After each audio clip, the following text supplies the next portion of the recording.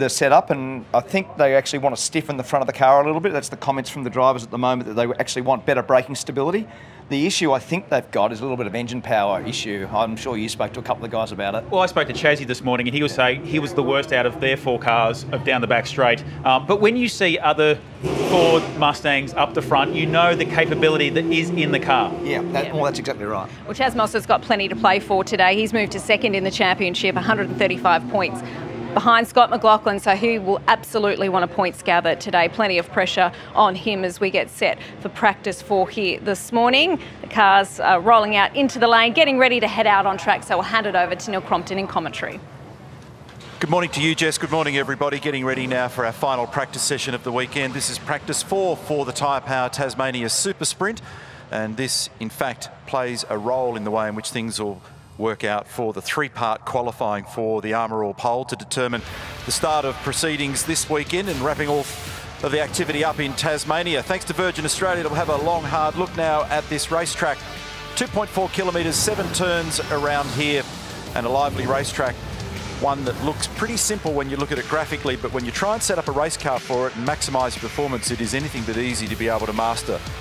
170 odd kilometres an hour, top speed 266 pending the wind, and it's beginning to increase from the northwest at the moment, and it's cold out there. I came inside a moment ago and stopped and looked at the phone. It's 11 degrees outside, so to Mark's point earlier on, I wonder what sort of pace they'll have with cloud cover, cool temperatures, but with an increasing breeze. Look at all the data that's popping up here. Slowest corner at turn 4, just 50 kilometres an hour, first gear, and then the run up the back straight. Well, they'll be poking the cars into a headwind today. They may not make that 266. We saw evidence yesterday of quite a few of the cars getting on the rev limiter up there and then through this final complex at 6 and 7. It's a busy fast lap, just over 50 seconds around here. We saw a practice record broken on Friday. We've seen very quick speeds so far this weekend, and that's ominous when you see those spots on the lens of the camera. Greg? Yeah, Crompo, just on that, there's definitely a little bit of moisture starting to fall coming in from the north over there. There's some very, very dark looking and ominous clouds. And with this qualifying format that we've got going on, people going through from this session into Q2, you probably want to get out there pretty quick and lay down a lap time, I reckon, just in case. A banker will be very, very important. Greg Murphy, 4-time Bathurst winner in the coverage. Brianna Crean, Mark Larkham, Andrew Jones, all trying to keep warm down there at the moment. In fact, I can see Rihanna off in the distance, all rugged up there. So some moisture on the lens. This is a little curveball that nobody was probably fully factoring as they prepared for this session. Remembering that the top 10 in this session immediately vault to the second portion of Armour All qualifying. It's a 3-part system, 10 minutes, 10 minutes, 10 minutes. A little gap in between to turn the cars around. So if you're speedy in this one, you get a free kick and you get straight into the second part of qualifying. And then it's a progression that distills to the final 10, working out who's got what. So they're all going to have the eyes on pretty quickly here at the moment to get out and get cracking, as Greg Murphy suggested. On board here with Scott McLaughlin, race winner yesterday, undefeated in the races he's participated in so far this year. That's got an asterisk on it because he missed out on one after the contact with Cam Waters. Chaz Mostert moved up to second in the championship yesterday, and for those that missed the early part of the coverage on Friday and Saturday, new livery this weekend for Super Cheap Auto Racing and Chaz Mostert, who last weekend was racing in California at Laguna Seca, just near Monterey, Pacific Coast area. So solid day for him. Wasn't a great result, but certainly from a championship standpoint, got a reasonable yield. They haven't really been able to get on top of the balance of this car entirely this weekend, but you heard Mark say just prior to us picking up the call in the commentary box that Adam Nabore suggesting that they've got decent tyre sets available for them today and good quantity of tyres in stock, but they might be looking in a different direction. They may have to get onto the Dunlop wets today to ply their trade. I had a look at the pit stop report from yesterday as well, because that's an important part of the way things unfold here as well. Race winner McLaughlin yesterday, his stop was 7.7 seconds. That's the new Dunlop livery on Nick Percat's car this weekend. Second place was Coulthard. His stop was 7.4, and both those seemingly a little bit slower than the numbers we're accustomed to seeing when you put 4 wheels and tyres on the cars. Third place was Shane Van Gisbergen. Now, Shane got the benefit of the overcut yesterday. That is running longer, putting a fresh set of tyres on later and then climbing back through the field. And it worked pretty well for him. But one driver that did get hurt in the process and missed what could have been first podium for Charlie Schwerkolt. Lee Holdsworth makes a mistake down there at turn 4. Was Mark Winterbottom. His stop was about 9 seconds. So a little bit of rain sprinkling out there at the moment. It's a very good morning and welcome to Mark Skaife. And these are the days where you go, it's great to be in the commentary box. Good morning, Neil. I said exactly that to a couple of the team managers as I was walking by, because of the little bit of precipitation as I walked from the host spot. And I think there's a little bit of drama. I saw a car spun down here. Now, I don't know whether. Just have a look at this. There you go. That was Jack Smith.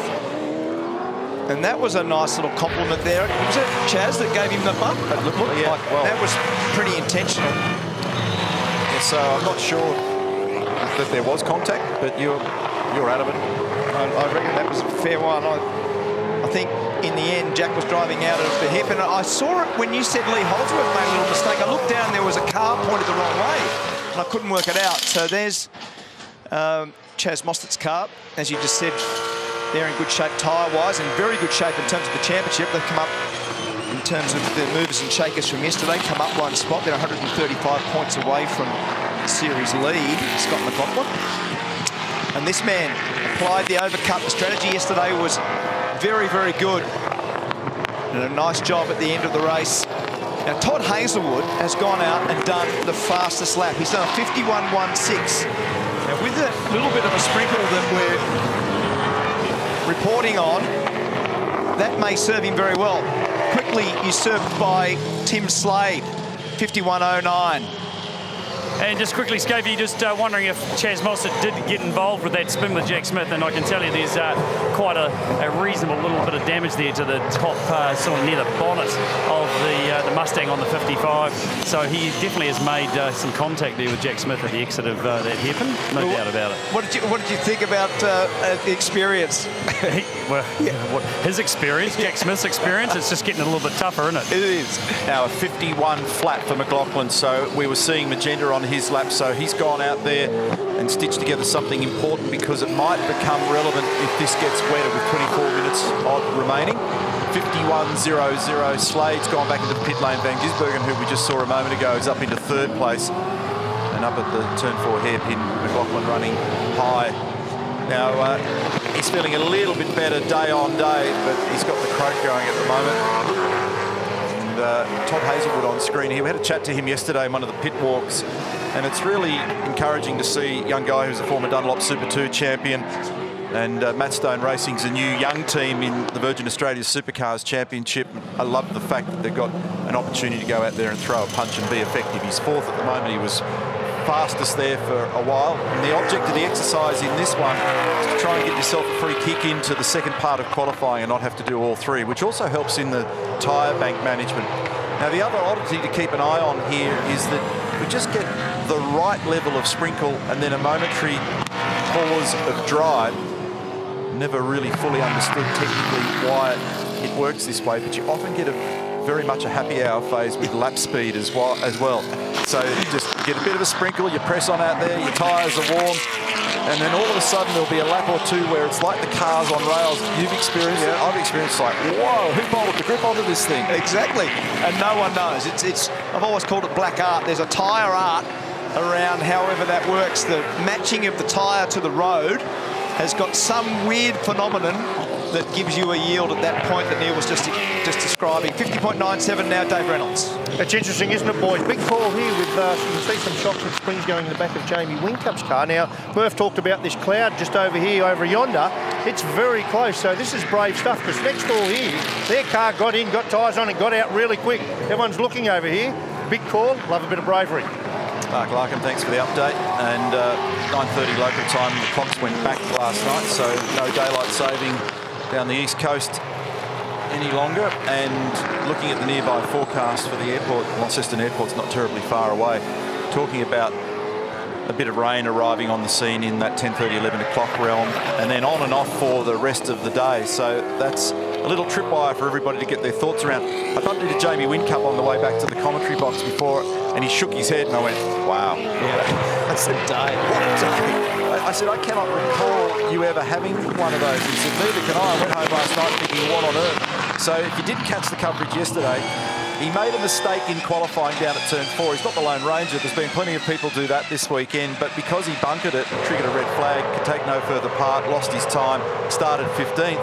And then he put a move on at the end of the back straight in the race, clunked into the back of Chaz Mostert, popped the tyre, had him come back into the garage because they thought there may have been steering damage, and he ended up 2 or 3 laps off the money and nowhere. So this is a bloke that's won 7 pole positions down here for Armour All and also taken 12 victories, and so he had a shocker. And as a consequence, it dropped him 2 spots in the championship, and he was actually speechless. He just stood there shaking his head this morning. Yeah, well, as you said, I've never seen it. Big mistake in qualifying. It's easy to make. I mean, it's a hard braking area and a really tricky braking zone to the slowest corner on our tour. Dave Reynolds, McLaughlin, Pye, Stanaway, great job. Richie Stanaway up to 4th, Slade, Coulthard, Mostert, Van Gisbergen, Hazelwood, Courtney. Now, the only reason we're saying this, folks, remember, this is Clayton's qualifying. This is the qualifying you have when you don't have qualifying, because you need to be in the top 10 of this to get through to Q2. You get a free kick at the end of this. You miss 1 qualifying sector if you can maintain your car in the top 10. And right at the moment, James Courtney is on the cusp of that. Will Davison comes up 12 spots into 7th. And just quickly, Lee Holdsworth in the garage. You saw him have that little bit of spin before. He's still got a real imbalance with the brakes on this car. We've heard that a lot throughout the weekend with lots of people struggling to find the balance, and they're making a front rotor change on there. They're putting a second-hand older set. I see the pads have been in the car before. They might have been in it yesterday. They've got a brand new set of front rotors on the car at the moment that are coming off. He doesn't like them. The imbalance is out and making that change. They've got a new set of tyres here too that they'll probably bolt straight on. Murph, I've never heard so many people complaining about glazed rotors, and it's at the back and the front of the car. We've heard it all weekend. It's endless, isn't it? I think the temperature imbalance was a lot that we heard yesterday, and I think that was with Lee yesterday as well. Yep. Couldn't get it right, and they reckon that they actually glazed up that set of rear rotors. They put a new set on. It seemed to fix it, but it's just ongoing up and down the lane. Number 1 location for brake stress of the 15 places that we go to. Big temperatures. Getting the bedding process right, the matching of the brake rotor to the brake pad is really important. Managing temperature for 1 lap when you're trying to qualify versus 50 laps yesterday and 84 laps today is very important. The different cars weren't entirely happy yesterday at this location in the braking area, and that's Jamie Whincup again in strife down there at turn 4. That's where he found the gravel yesterday.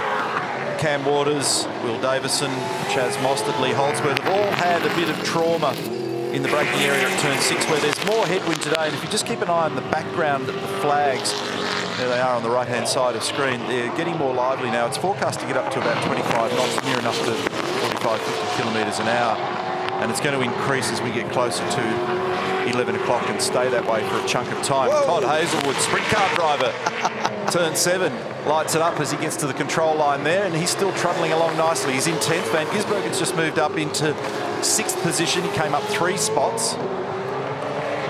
Reynolds, McLaughlin, Pye, Coulthard, Davison, 4 of those 5 names are back in the pit lane. Here's what happened down here at turn 4. So Jamie's done almost a repeat of yesterday. He's got the rear brakes locked. He didn't have the right rear as far off to the right as he did yesterday, but he caught it. Now that's, I reckon, tailwinds down there, and there could be a bit of crud on the road. So there's a lot of gravel and dirt. There's different people are just putting their meter for every millimetre on the approach to that corner. And he's actually just had another little moment there into turn 6. So maybe he's got something more sinister going on in brake balance. Well, he didn't look stable. He ended up running on because the car started moving around very early in the stop. How's the slide over the hill then for Whincup? That was right out sideways over the rise. Have a look at this, because when he puts his foot on the brake, you watch it. It's actually already moving around. See the back of the car moving, and right at the end, it's got full brake lock, but because you're going too fast. The other thing is really early on that replay, there's a seam join in the road there. And if you study the back of the car really carefully, it's actually not reacting nicely to that little join in the road. So I reckon what's happening is the minute it does the big pitch to the front, we talked about it on Friday, because the Red Bull Holden Racing Team car's got a huge amount of pitch in them, pitching heavily onto the nose and then sitting, squatting, coming off the corner. As it pitches forward, the rear of the car is very light and it didn't look terribly stable, and I reckon that's where the trouble begins. Exactly, and I think the other part that exaggerates that is what Mark Larkin was explaining yesterday, is this very much asymmetric nature of the setup of the cars. The right-hand side of the car works very hard. There's lots of camber on the right side. On the lazy side, the unloaded side of the car, the wheels are basically stood up. So there's a much different footprint from one side of the car to the other, and that creates the instability. That's what these guys have been struggling with. Mosset's on a pretty good lap. He uses every bit. He's right out sideways. He's 10th. And 10th for doing it very bravely. Just to put the full stop on that Jamie story you're talking about there, guys. Pretty well every time he's come into his garage here, we've seen plenty of shock and damper changes, but they're doing the pyrometer, which I might try and show you. Those cambers you're talking about, every time he comes in goes the little needle into the tyres to measure his temperatures across the tyre. So it's obviously an area they're focusing on, and confidence now is going to be an issue, because when it does it multiple times down there, it's hard work from here on in. Have a look at this replay. Thanks for the update, Mark Larkham. So this is Chaz Mostert, Super Cheap Auto Racing, and ditching the supercar for a sprint car momentarily as he gets it sideways, but he actually kept the rooster tail going here. He's tried to keep the throttle in, and look at all that junk on the side of the road there. So off the racing line, it's ridiculously slippery down there. So he finished the lap and got away with it and has ended up in 10th position. And our focus is on the top 10 who move into the second portion of Armour All qualifying. That's his engineer, Adam, closest to camera. Reynolds, McLaughlin, they're on the racetrack. Pike, Coulthard, Van Gisbergen, and Davis and Percat are all in the garage or in the pit lane. Stanaway, Heimgartner's just moved up into 9th position, up 5 spots. He had a shocker yesterday and missed out on Armour All qualifying. And Reynolds is on another very good lap here, by the way, so he's mid-sector of a 17.6. I reckon we're in the happy hour phase now, tyre-wise. That rain has just abated the showers momentarily, and he's done a 1/100th slower. Yes, a 50.98 plays a 50.97. Where's your consistency, David? Yeah, exactly. Work on your consistency, young man. Now, how's Heimgartner's now come up into the top 10. He's currently in 9th. There is 0.11, folks, so get your brain around the top 10. There's 0.1 of a second across the whole of the top 10 cars. Extraordinarily close. So Pies found a little bit of performance today as well. He was very unhappy yesterday. James Courtney was the quicker of the 2 cars from Mobil 1. Good job. That was a nice bit of driving. Stanaway's up in 8th at the moment. First mobile Gary Rogers Motorsport entry. And he's being engineered by Richard Holloway, vastly experienced engineer. Shell V-Power speed cam of the cars arriving and departing at turn 3 is a great image as they build speed under the bridge there, going pretty quickly. They come out of the apex at turn 3 at about 170 odd k's, but the cars are accelerating very quickly up to around 245 kilometres an hour, and Whincup back in for another assessment, another change. Now's the time to be doing it. But they've done a lot of work on the back of that car. Mark Larkin was reporting earlier, but I haven't seen them work, though, feverishly on the back of the car for a long time, Larko. Yeah, sorry, I'm not sure what picture you're taking there, but I'm just standing in the back of Jamie Whincup's car again. He's in here again, and just behind that mechanic, another set of shocks and dampers. So they're clearly in a bit of trouble here. Yeah, as we just said, I haven't seen it that prolific. I mean, they've just basically been working on the back of the car the whole session, haven't they? David Couchy in the driver's door with Jamie Whincup. They've actually still got quite a chunk of time. Now's the time to be having the mess around with the car. Mark Winterbottom, meantime, pole sitter from yesterday. That was a wonderful story. Got a little scuff on the front left-hand corner of that car. And you see they've got the blowers in the front of the brake ducts as well, together with that other big blower that's just maintaining a circulation of air through the radiator intake area, just so there's no hot spots. Back to Fabian Coulthard, who's position 4 at the moment. His mid-sector's the best that we've seen from him. In fact, he's just gone to the top on a 50.9. So there are 2 of them in the 50s at the moment, Coulthard and Reynolds. McLaughlin, Pye and Van Gisbergen are back out on the racetrack now. Craig Lowndes and I were talking before the session, Neil, that we thought maybe this session would be the fastest of the weekend, but maybe that headwind's worse, knock you around a little bit. You get a big penalty for it, don't you? There's a flag just outside our commentary box, and it's waving pretty flat out to you at the moment, Mark. Yeah, so cooler conditions, less UV than yesterday, and it's, yeah, 11 degrees. cooler, all right. Yeah. And just in context, we had high teens most of the time Friday and yesterday, sort of 17, 18, 19 at different times of the day. Just wanted to get a quick update from Mark Winterbottom. He has been in the pit apron for a little bit of time. He's down in 23rd position. Phil Keed just said to me they are working on a race car. They were happy yesterday, obviously, with the qualifying car being in a pole position. So they're taking a little bit of a punt. They're working on the front roll bar system and are hoping to get a little bit more of race pace in this practice session. Thanks, Rihanna. 4 brothers now in the high 50s. So Coulthard, Van Gisbergen, Courtney and Reynolds. Fabian Coulthard hanging on to the top spot for Van Gisbergen as he completed the lap when Rihanna was giving us the update. 50.9196 for Shane Van Gisbergen. James Courtney, we just caught an image of him before and saw the thing looking pretty wild on the run into 1 and 2. Now, he was reporting too much understeer in this part of the racetrack yesterday. He was having trouble getting the car to stop and turn to his satisfaction. He's actually using a bit of curb there at the moment. So that's the breeze that I've been making a point about just in the recent past, and it's forecast to get worse as the day progresses. Back to car number 35, and Hazelwood's now 13th, although on this lap he's showing personal best in the first 2 sectors. And that top 10 now, Heimgartner is the one right on the cusp. He's done a 51.06, and that top 10 deficit from 1st to 10th is now the massive number of 0.15. Moved up into 9th spot there for Todd Hazelwood as Mark Winterbottom heads back out in the Irwin Racing entry. Super slow-mo replay of the curbing down here at 2. And James is actually using that to try and latch the car, but you're getting a lot of air down the inside, so you get a momentary look underneath it. Little aero look. Yeah, a bit of, let's see what they're up to under there. And the shallower that you can attack turn 2, the less acute the angle of turn 3, so the drivers are trying to stay to the left of the road coming out of turn 2. Now Hazelwood's continuing here. This is the second flying lap, the one that we tracked a moment ago put him into 9th, and as you can see on the Armour All predictor at the moment, he might get right up near the top of the tree here. It should be an outstanding outcome again if he can do this, and he's got position 4. So he joins the party on the 50.9 group as well. I didn't spot it, but Van Gisbergen on that lap prior did a 50.8 as well, so he's actually gone to the top. So the top 10 starts with Van Gisbergen, ends with Stanaway at the moment. Those that are outside, Heimgartner and Kelly, the Nissan's just a whisker outside the top 10, so it looks like they've made a decent gain.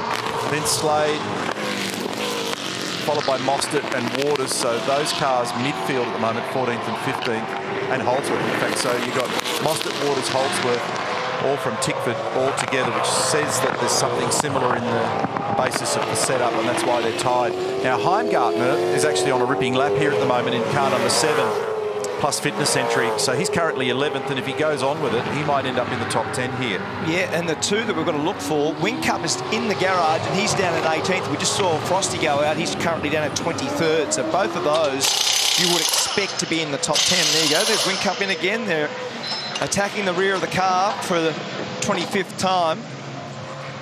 Here we go, another set of springs. So David Cauchi and Jamie Whincup and the guys have been red hot. They'll have different spring stiffness and ratings. They'll also be potentially fiddling with either the compression or the extension of the way in which the shock absorber behaves, the bump and the rebound.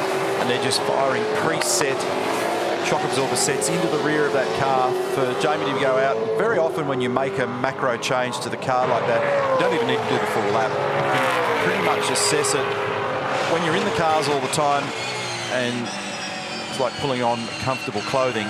You know instantaneously whether it's better, worse or no change. Because he's vastly experienced, he knows what he's feeling. So they're just going through a program here. I think they're searching for something. There's a look or a feel that he's trying to achieve at the moment.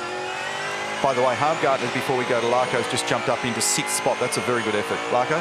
Neil, and as you know, I think one of the challenges when we visually see what's happening to Jamie down at the hairpin is that they'll be changing shock absorbers and they'll have a different rebound curve. So you can compress the shock absorber, but it's got to pop open. So you've got to find this balance, haven't you, between the rear of the car coming up too much, at what rate it comes up and takes your tyres away, or actually settling it down and keeping the tyres on the road. Striking that balance down there, really hard. They're in a bit of trouble. Well, and the other part of the rebound, so what happens with the rebound rate and the way that the car comes up at the back when the weight transfers to the front is that you want to try to contain it. So more rebound helps that. The problem is it effectively stiffens the back of the car. Yeah. So at the other end of the track, around turn 6 and 7, you effectively get a stiffer rear spring. It's like putting a stiffer package together at the back. Now, Reynolds is on a good lap here, and there was evidence in the background, if you were listening, of that thing on the rev limiter. So despite the pretty serious headwind at the moment, he's making good pace. He's currently sitting in 5th, and he's a chance to move up on this lap, and he does, to a 50.6. Now, this is getting to the Hollywood end of the spectrum number-wise, because the best that we've seen so far this weekend was a 50.5 on Friday afternoon, Jamie Whincup.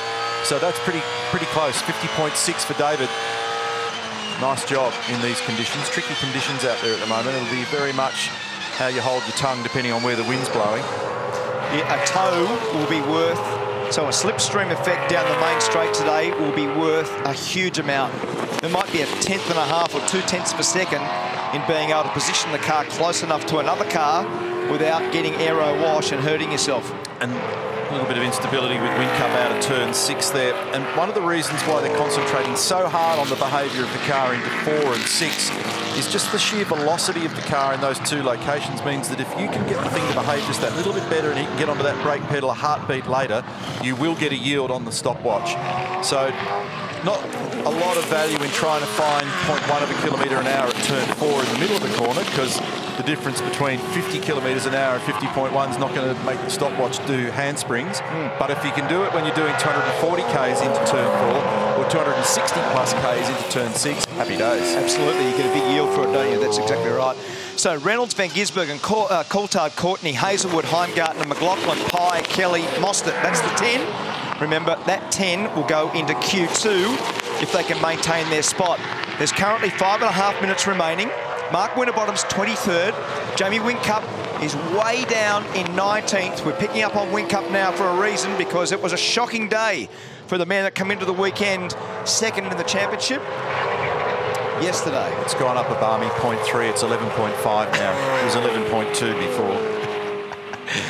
Yeah, exactly. So here we go. Now, are these blokes playing together here for a tow? As Fabian hooked on behind, because he's slightly faster than he was before. He'll go up. McLaughlin goes up to the 50.55, and Fabian goes to P2 with a 50.64. Now watch out for Whincup here. He's down in 19th. We picked him up into turn 6. His numbers are trending towards being somewhere in the top 5 cars here. So they might have found the sweet spot with the right combination at the back of the car. There you go, P4 up 15 spots. So he's back in the party. David Couchy, engineer. So 50.5551 for McLaughlin, 6415 for Coulthard, 6732 for Reynolds, and an 8672 for Whincup. The spread across those cars is ridiculously small. Now Whincup's going on with it, by the way. So in fact, his next sector, which is lap 2 on that tyre set, is actually the best that we've seen so far, faster than McLaughlin, who did a 17.34. So keep an eye on Whincup's lap here. He's into turn 6. Didn't look like it made the limiter, and it stopped okay. So 17.8, he lost time in the mid-sector. I reckon he's come out of the hairpin poorly for whatever reason, but his first sector was pretty flash, 50.8. He did actually go just a whisker quicker then, but it wasn't enough. Personal best in sector 3, but session best in sector 1. So for whatever reason, didn't actually snag the limiter at the end of the back straight then. Well, it must have been the hairpin, mustn't it? And he's lost 2/10 in that sector compared to Reynolds. Watch out for any cars behind on flyers, please. And remember, he did a 50.5 as you reported. So he was the fastest car on Friday, the new practice record at that stage. So Whincup still searching for speed. Just quickly highlight the job that Todd Hazelwood's doing. You've mentioned it already. He's in the, I think he's 5th at the moment as he dropped back a little bit maybe. But that was on a used tyre he did that lap on before, guys. He's actually just rolled like a lot of others now on a green set. So looking forward to seeing what he can pull together. Yes, really punching above his weight at the moment, young Todd Hazelwood. Brilliant job. He's 7th at the moment. Well and truly in the game. He's done a 50.9. So that 50 club that I spoke of earlier, that only had a couple in it early on, now has 8 drivers in it, and Andre Heimgartner is the last of them. So the spread from 1 to 10 at the moment, fastest is McLaughlin and 10th is Rick Kelly. That's 0.4 of a second. We've picked up Anton De Pasquale here in car number 99. He'll share that later in the year in the Pertec Enduro Cup with Will Brown, who had a run on Friday and is still in the paddock at the moment. So Shell have fired the shot. They've parked up. Both cars are in there, and as you can see, drivers out of the car. So 50.55 is as good as those two boys can do, 50.5 and 50.6 respectively for 17 and 12. And then from then on, Reynolds in third through to Rick Kelly, who's currently on a 51.01, is 10th. So this is very important now with 2 minutes remaining. Stanaway battling to pull up down there at turn 2. So just outside the top 10, Mostert and Davison from the Tickford Ranch. So they've got to find a little bit of time. Beg your pardon, Rick Kelly is 10th at the moment. Percat, who was quick yesterday, is 13th. So Percat and Slade, it must be a fair bit going on with track evolution here. Oh, big moment for De Pasquale. He's rotated right in front of the commentary box. He gets away with it without clobbering another car. That was a minor miracle. Well, not getting the fence, and then another car, Neil. That was big. I can't go around the last corner. The thing just sideways everywhere. Betty Clemenco. Little heart-stopping moment. Now Van Gisbergen has done the best time that we've seen in the first sector. Barry Ryan got a look on his face, hasn't he? So watch out for Gizzy. Mostert up also, Neil, to 7th. That pushes Rick Kelly out. How was that for a moment for Anton De Pasquale? So we looked up and he was at 90 degrees to the track direction, and he managed to get away with a personal best in the mid-sector for Van Gisbergen. Reynolds come up, 50.65, so that's an improvement from Dave. Big pressure out there. This is just a practice session. Van Gisbergen up 4 spots now into 4th position, 50.7. So Heimgartner's on the bubble. Courtney's just moved up into 4th, and that moves Van Gisbergen and Whincup back down the order slightly. So Heimgartner, Winterbottom just finally punched the number. He's up into 5th. That pushes Hazelwood and Heimgartner out. We're inside 30 seconds for our final practice session of the weekend. Next up, Armour All qualifying in 3 parts, 3 instalments. And the top 10 from this session get an immediate free kick to go into the second part of it. Rick Kelly's just done an outstanding job to move that car up into 5th position on a 50.7. Well done, Rick Kelly. That's a great lap. That's a big statement. Well done. 50.7. Who's right on the bubble? What's going to happen here with Holdsworth? The man at 10th now, Van Gisbergen, goes faster. He comes up 5 spots with a 50.63. What does Holdsworth know? 12th for Holdsworth. Scott Pye's the man. He's come up now to 8th. And Slade moved up into the 10, pushing Waters out. So Slade found 3 spots. Winterbottom just found 3 spots. It's all going on out there at the moment. So big intensity to get into this top 10. And great track pace considering the windy conditions out there at the moment. What a great session that was. So McLaughlin ended up being the quickest by 7/100ths of a second from Van Gisbergen. Coulthard in 3rd place. Winterbottom, pole sitter from yesterday, in 4th. Then Reynolds, Courtney, Kelly, Pye, Whincup. Have a look at the replay. And this is De Pasquale. Drops the right rear on. This is a little bit like what happened to Simona earlier in the weekend. And as Mark observed, didn't get the fence and didn't catch another car. For Tim Slade, right about now, do I go left, do I go right, or do I just put my head down and hope for the best? Great driving by all those 3, actually. That was Scott Pye, Holdsworth and Slade, who all avoided. Watch this, on board now. This is about 190k where he steps off. Now, if you know where you're going at that point, try a reverse park at 165, 170k. He was a very lucky boy. Watch this. Watch the rooster tail of grass. He's still hard in the throttle. That's the reason it rotates. Wow. He got away with it. But, he was fully on the lock stops there at one point, and then he's clamped the brake, but nicely wrestled back under control, and in the end it ended up pointing the right way. And I think the only thing other than a couple of marks on those tyres was that the right rear end of the right-hand sill panel, it just cocked sideways, and he did a little bit of damage to the Cooper's Mild sign down there. That was the only thing. He ended up hitting some polystyrene. Probably of all the things that could happen, that'd be the one that you want to have happen. That'd be the thing that you'd want to hit. Rightio, practice 4, Tyre Power Tasmania Super Sprint. That was worth the price of admission, wasn't it? So looking forward now to what happens in the three-part Armour All qualifying. McLaughlin prevails, tiny margin over Van Gisbergen. Great intensity between those two brands and teams. Coulthard next, Winterbottom, Pole City yesterday. Reynolds fifth, Courtney, followed by Rick Kelly. Excellent performance in the Nissan Pi, Whincup and Slade. They're the 10 drivers that will continue on now into part 2 of quali.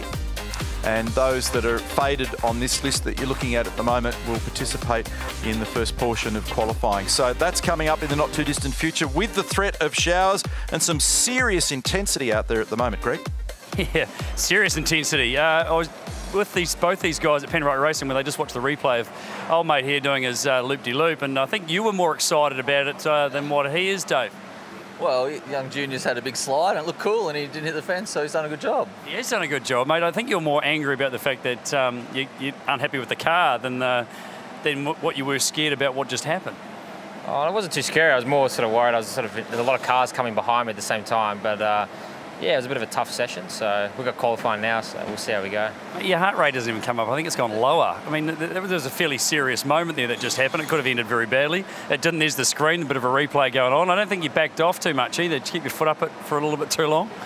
No, I was sideways a fair way before I got to the grass. I was just trying to hold it on, but it is what it is. So could have got collected by a few cars, but I think everyone did a pretty good job and we're all pretty safe. So how are those tyres?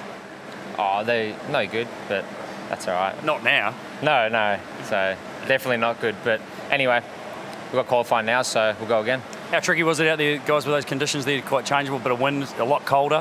Hard to get the cycle and get your tyres up? It was a little bit at the start, but we've got a pretty good procedure that we use that makes it a bit easy for us. But we made a few changes then that really improved my car. So as a race car or a quali car? As a quali car, always. I only care about one lap performance. And then you've got to make it live in the race, and that's another drama altogether. It is another drama. Thanks, boys. No, cheers. Scotty McLaughlin, so I can get a sense that you're very happy even for a bloke with the flu. We've equalised the centre of gravity in these cars. We've got a nice aerodynamic Mustang, but this is not an aerodynamic type track. This is a track that you've got to get the car mechanically right and you've got to drive it well. So you must be particularly pleased with the performance. Yeah, look, this track hasn't been 100% strong for us over the years, so we've had a really strong weekend. Obviously, yesterday was ideal, but today we've come out with a pretty good car. I feel a little bit better, which is good too, and just trying to drive the thing as fast as I can. And is that what you'll do now for qualifying? No changes to the car? You'll just put some tyres on it now and go and grab it by the throat? Yeah, obviously we've got to think about our race setup as well. But yeah, absolutely have a think about it, and yeah, I don't think we'll change too much. It's pretty fast. Good job, mate. Thanks. Rick Kelly, given the last couple of days, I feel like this must be a little bit like a victory for you, considering where you are on the sheets. Yeah, it feels a little bit like that for us. The highlight of the weekend so far was the buffet at the hotel on Friday night, and that does feel like a little bit of a win. We've changed the car a fair bit, and at this track you're simply moving around your strengths and weaknesses between the different styles of corner, and what the guys have done with the car has certainly made it work today. We used a different strategy then to use a lot of race tyres in practice to jump into that second quali. So it was a high risk strategy for us, but it paid off. So we don't have to use 2 sets in that Q1 now, which is really exciting. So see what it does in the race. To use the words of Mark Skaife, he says live for the now, and I feel like that's what you're saying you've done. But are you compromised now for later in the day? No, I think we're back on the same strategy now with tyres. So we had 5 coming into today, 5 sets of brand new tyres, and we've got 3 remaining, which would be, I think, pretty similar to a lot of the others. So we've got 2 little quali sessions to get through, 3 sets of greens. However, if we didn't make it just then, we would be in a little bit of trouble because we just used 2 sets of greens in practice. But judging by the jumps that a few people made, I think a few others had that same strategy. But today it paid off. Good luck for Collie. Thank you. It's someone who is going to have to go into the first phase of qualifying. Chaz Mostert just missing out again. Both times you've had to go through the 3 phases. How are you sitting in tyre-wise, and how's this car not as good as you probably like, I assume? Yeah, yesterday we were obviously straight through to Q2. So today in Q3, Q1, sorry. So a bit like my teammates yesterday, they actually got a bit of a benefit actually doing a run before the other qualifying. So made the car better overnight. Still lack a little bit on the green tyre, but you know, it's another opportunity to get another run on it and try and tune it up a bit. But like I said, we're still probably deficient in an area that's probably going to be hard to work on this weekend. But if we can just do the best job with the car balance we got, then be happier. But I feel like a race car today should be better than yesterday. A lot of changes going on. People just throwing things at these cars just constantly. I mean, it's in that respect, sometimes you need a little bit more time to try and work out what's best. But the changes that you've made, which are the best ones, which ones to keep, which ones not to keep. How do you guys feel about that at the moment? Yeah, look, to be honest, it's the game we're in, and it's also a track characteristic when, 0.01 of a tenth can actually give you a position or two. It's super tight out there, so you're never giving up on your car. Some other tracks you might have a 10th gain here or there, and it might be enough to get over the next guy. But here it's not even that much. So that's why everyone's throwing it, all the tools from the toolbox to try and make it faster. And like I said, I think we're much happier with our race car than what we are with our qualifying car at the moment. I felt like that after the first 2 rounds. So we definitely have some work to do on 1 lap pace, but the races give you points, so at least we got the race car. Okay, and just quickly, there was a bit of an altercation there early in the session with Jack Smith down at the hairpin. What was the go there? Yeah, obviously, I started my laps earlier than what they did. They were wobbling around, and just a misread on my thing. He just didn't quite get up it off the hairpin, so super tight, the smallest nick, and obviously that corner unloads him. So very apologetic to him. Definitely don't want to go make contact in practice, but sometimes these things happen. Thanks, Chaz. Thanks, Murph.